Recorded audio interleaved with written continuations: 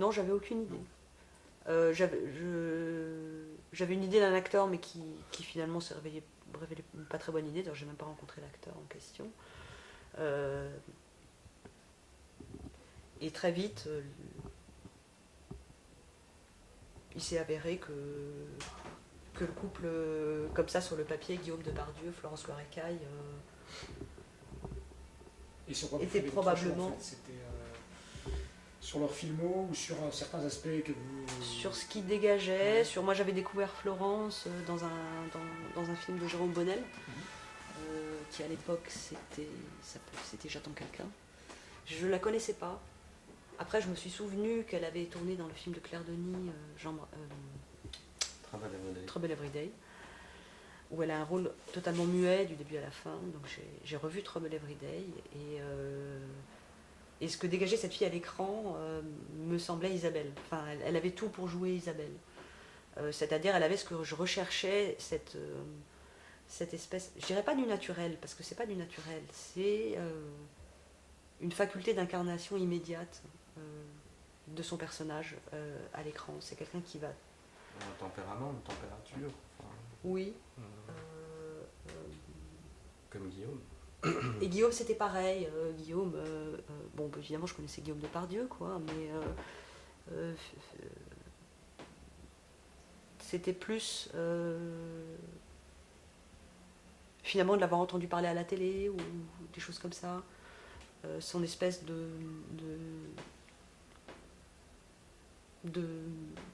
recul qu'il avait, qu'il essayait d'avoir par rapport au monde, par rapport qui me touchait beaucoup. L'exigence aussi qu'il avait par rapport à son métier, par rapport à... Et puis il y a eu le film de Jacques Rivette, Ne touchez pas à la hache, où j'étais vraiment très impressionnée. Voilà, et je me suis dit, bon, c'est mon couple idéal. Et donc, puisque c'est le couple idéal, bah, essayons, et puis on verra bien. Et j'ai eu de la chance parce que finalement, tous les deux ont réagi assez rapidement et de manière positive, quoi. Ce qui compte, pour moi, dans mon rapport aux acteurs, c'est mon désir de les filmer. Et j'avais un désir très fort de filmer Florence et Guillaume.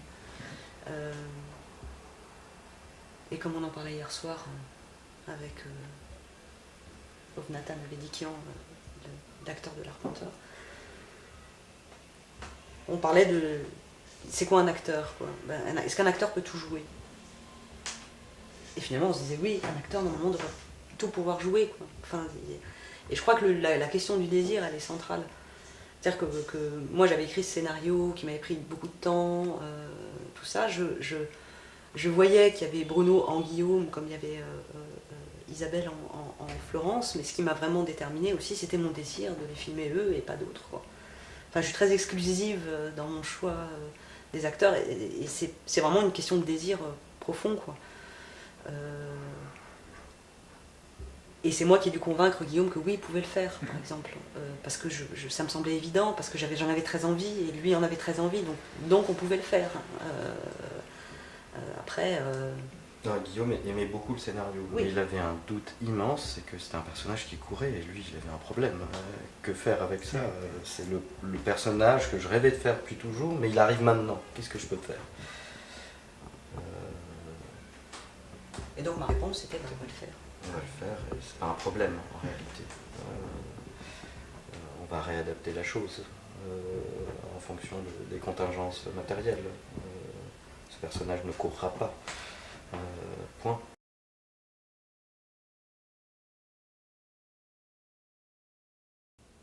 Je me suis jamais dit je vais faire un autre film. Je me suis dit je vais faire ce film avec Guillaume Depardieu. Mais ce sera le film que je veux faire.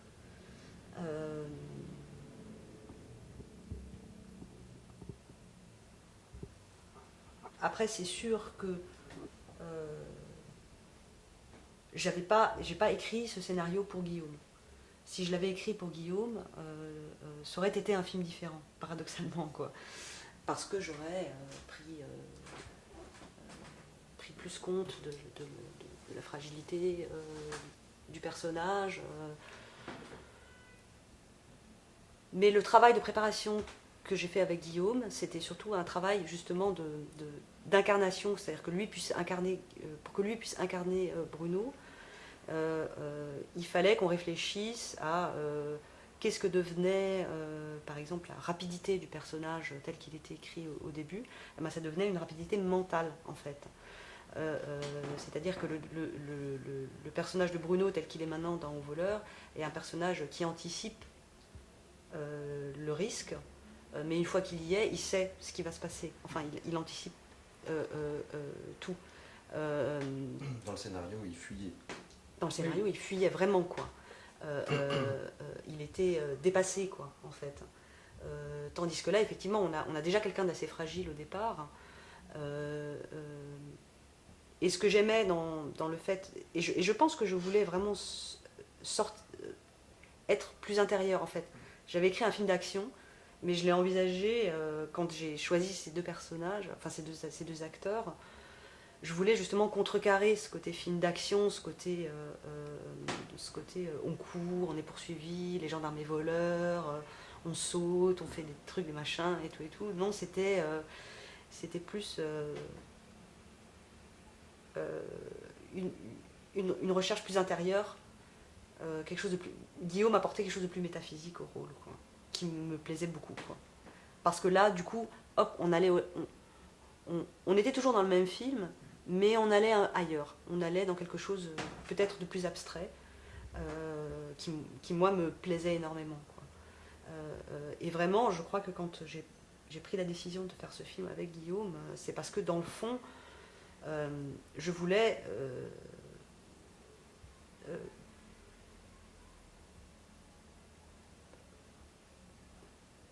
faire s'élever le scénario, quoi. Enfin, aller au-delà, essayer de trouver ce qu'il y avait au-delà du scénario, quoi. Au-delà de un type qui vole, qui s'enfuit, tout ça, mais d'essayer d'aller de monter un peu plus et de montrer l'intérieur des personnages, en fait, quoi. C'est-à-dire, c'est pas tant le fait que ce soit un voleur qui m'intéresse, même si c'était intéressant, c'était important pour moi, mais c'était plus, c'est un voleur qui vole chaque jour, qui vole juste pour avoir ce qu'il lui faut pour vivre, qui fait ça chaque jour et qui finalement est dans une espèce d'enfermement mental, qui est celui aussi de Florence Loirecaille au début du film, qui fait ses remplacements, mais qui n'a pas d'avenir, qui n'a pas de projet, qui n'a pas de... et ça m'intéressait de le montrer, et c'était là, sous-jacent dans le scénario, mais il fallait le rendre visible, quoi. Et c'est ça qui a déterminé vraiment mon choix de Guillaume et de Florence, quoi. C'est d'aller au-delà du scénario, quoi, en fait. D'ouvrir une porte où on va... Et de Jacques Nolot aussi, c'était pareil, quoi. Si j'ai choisi de prendre Jacques Nolot, c'était parce que... et c'était la grande inquiétude de Jacques, qui me disait, mais comment, moi, percer des coffres-forts, être avec une femme, enfin Sarah, vous vous rendez compte ce que vous allez me faire? Et j'ai dit, oui, mais justement, c'est ça qui m'intéresse, c'est que on peut plus imaginer que vous avez été un espèce de Mozart du coffre-fort, avec vos doigts, votre finesse et tout ça, et on peut y arriver. Mais du coup, ça dessinait une lignée entre ces personnages, qui allait au-delà de deux associés malfaiteurs, quoi.